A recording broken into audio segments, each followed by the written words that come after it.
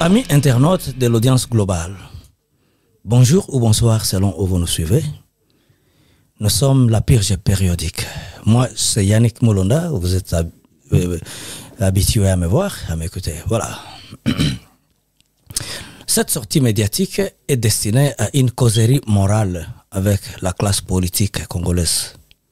Sur ce fait, notre topic du jour s'intitule « Politicien multiprise ».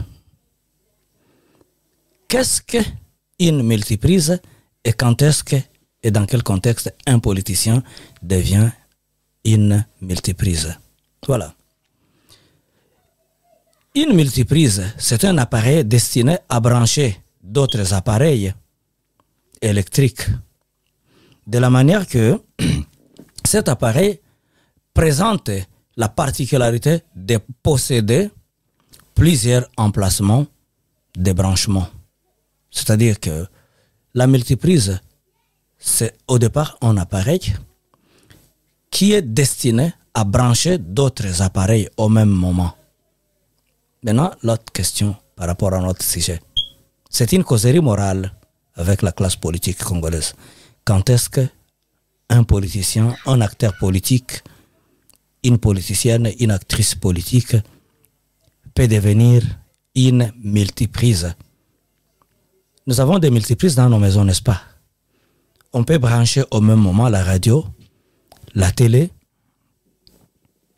le fer à repasser, et que sais-je, les téléphones portables qu'on va charger.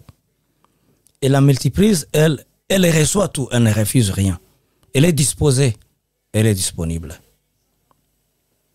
Concernant la classe politique congolaise, dans quel contexte et comment est-ce qu'elle se comporte comme une multiprise? Depuis qu'on a annoncé les élections prochaines en République démocratique du Congo, l'opposition va rester presque vide. Tout le monde veut être l'allié du pouvoir en place. C'est-à-dire, tout le monde veut être l'allié de Etienne Tshisekedi pour joindre le perchoir, pour joindre la table et s'asseoir autour de la même table avec les jouisseurs. C'est la jouissance. Nous apprenons que tout le monde qui a été avec Joseph Kabila se précipite et se bouscule même pour avoir la place dans la plateforme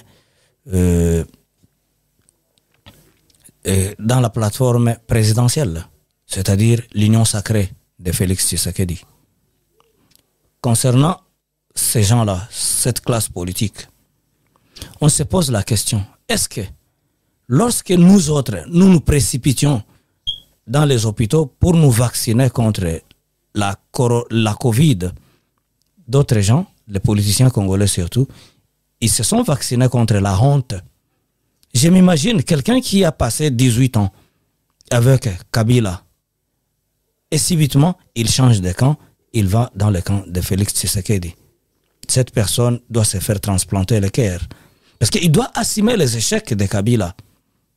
Et quant à Félix Tshisekedi, on va lui demander, ces gens, ils vont faire la même chose qu'ils ont fait avec Kabila. C'est-à-dire, rien ne va changer.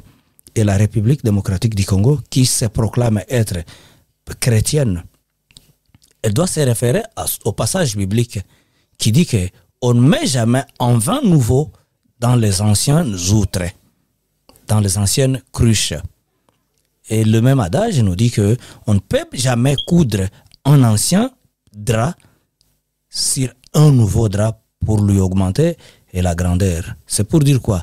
Le Congo ne changera pas et les mêmes dinosaures changeront de camp. C'est-à-dire, après Tshisekedi, ils vont les fuir.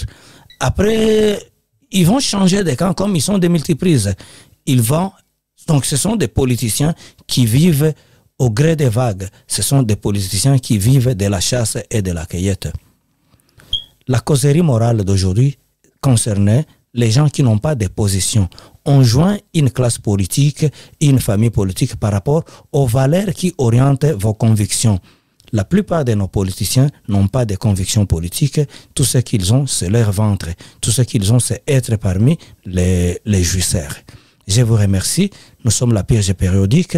C'était aussi la lettre à la République démocratique du Congo. À la prochaine.